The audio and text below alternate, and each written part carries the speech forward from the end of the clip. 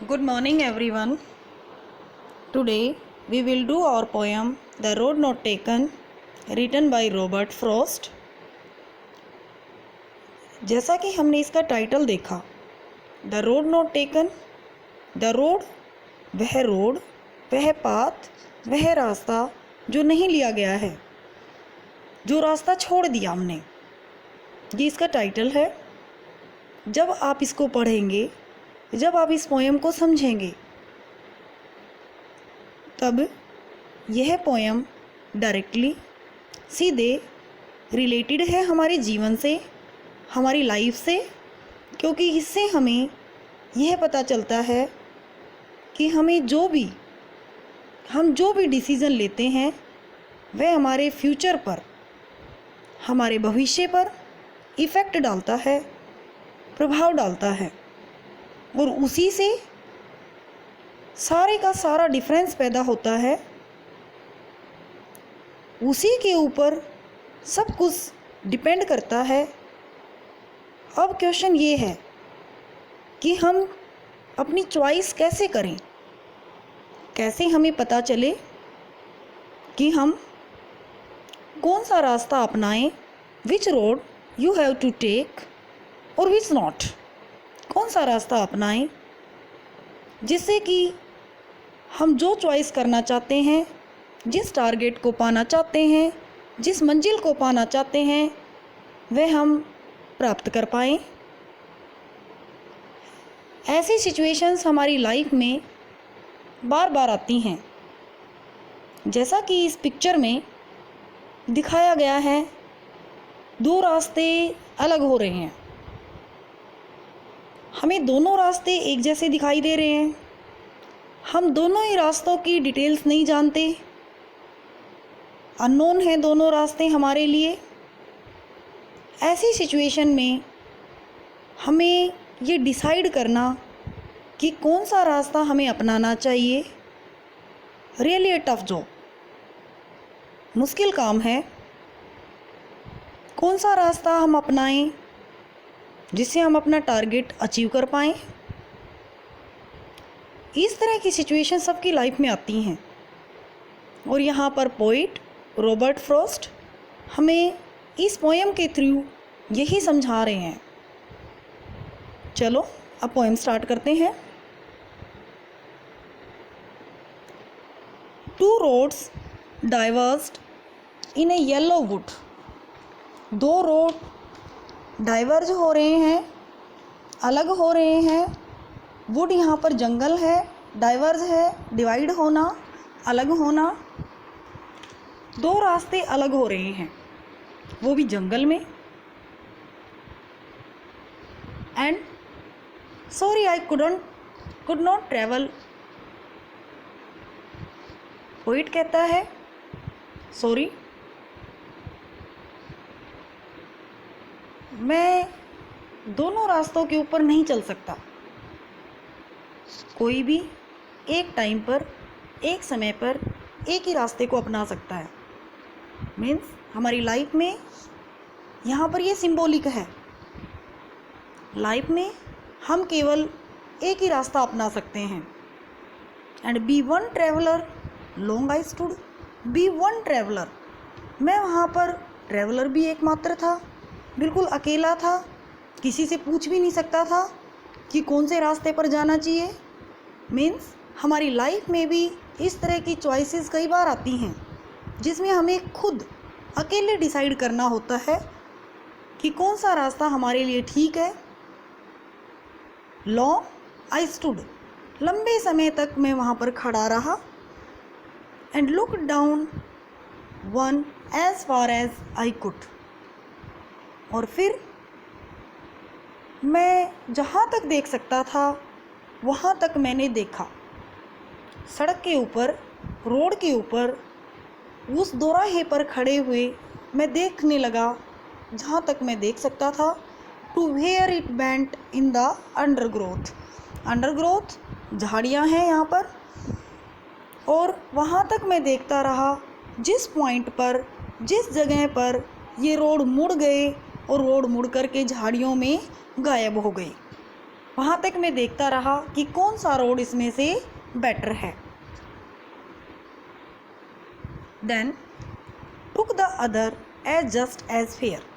फिर मैंने दूसरा रोड ले लिया जो कि मुझे अच्छा लगा। एज जस्ट एज फेयर, जो अच्छा लगा, फेयर लगा, दूसरा रोड ले लिया। And having perhaps the better claim, शायद बेटर क्लेम भी था, क्लेम दावा था, या ये कह सकते कि डिमांड थी वही, या मैंने अपने मन से उसको अच्छा समझा था। And having perhaps the better claim, शायद मैंने उसको अच्छा समझा था। बिकॉज इट वॉज ग्रेसी, क्योंकि इसके ऊपर घास थी। एंड वांटेड वियर, घास थी, वो कुचली हुई नहीं थी, घास थी। इसका हम एक और अंदाज़ा लगा सकते हैं कि दो रोड सामने हैं, एक रोड प्लेन है जिस पे घास नहीं है, दूसरा रोड जिसके ऊपर घास है। दैट मीन्स प्लेन वाले के ऊपर ट्रैवलर्स, पथिक लोग ज़्यादा चले हैं, और जिस पे घास है वहाँ पर कम लोग चले हैं। Though as far that the passing there had worn them really about the same, और दोनों ही रोड उसके सामने थे, उसमें से रियली अबाउट द सेम, दोनों हैड वॉर्न, दोनों के दोनों रोड हैं वो थोड़े से घिसे हुए थे, दोनों रियली उसके सामने बिल्कुल सेम थे।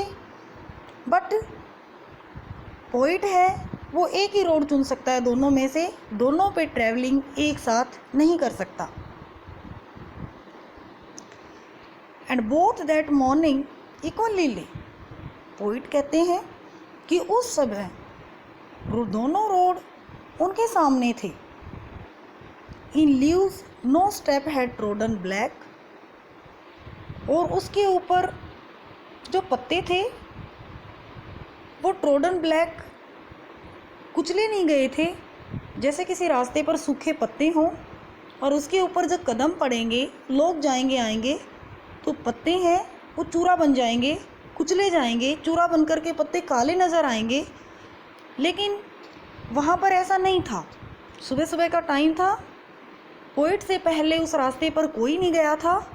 ओ I kept the first for another day, poet कहते हैं कि मैंने पहला जो रास्ता था, पहला रोड था, वो किसी और दिन के लिए छोड़ दिया कि उसके ऊपर ट्रैवलिंग, उसके ऊपर जाना मैं कभी और करूँगा।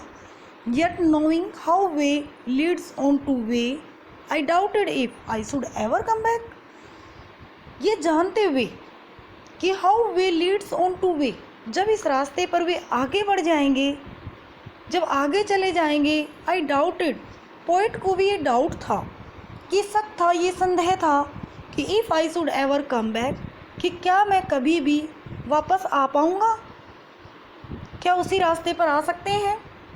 लाइफ में कई बार हम एक चीज़ चुन लेते हैं, तो क्या हम समय को दोबारा वापस ला सकते हैं। I shall be telling this with a sigh, poet है वो ये सब कुछ, ये सारी बातें हैं, ये एक साई के साथ में सुनाते हैं, एक आह भरते हुए सुनाते हैं।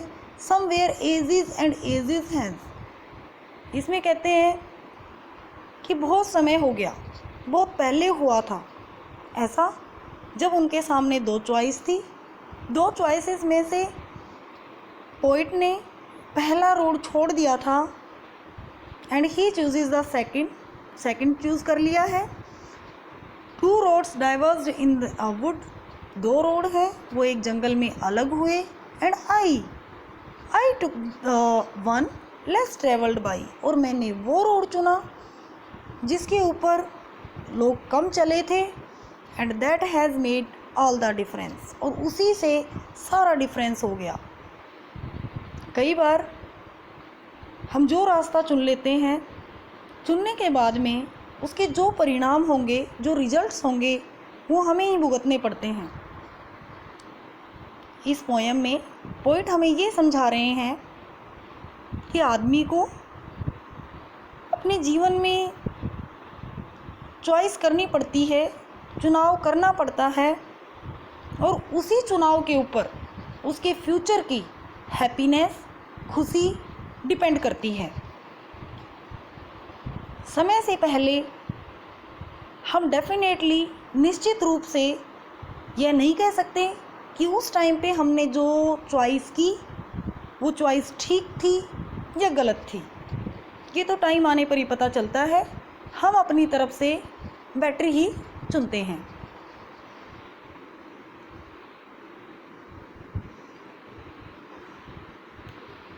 अब मैं आपको वर्ड मीनिंग्स दे रही हूँ। डाइवर्स्ड, अलग होना, वुड, जंगल, अंडरग्रोथ, झाड़ियाँ, फेयर, अच्छी, वांटेड वियर, घिसी हुई, न होना, कुचली हुई, न होना। अब आपने इस पोएम को एक बार फिर से रिवाइज करना है और ये वर्ड मीनिंग्स हैं, ये अपनी कॉपीज़ में लिखने हैं, याद करने हैं। केवल वर्ड मीनिंग्स कॉपीज़ में लिखने हैं और याद करने हैं। पोएम रिवाइज करनी है। Thank you.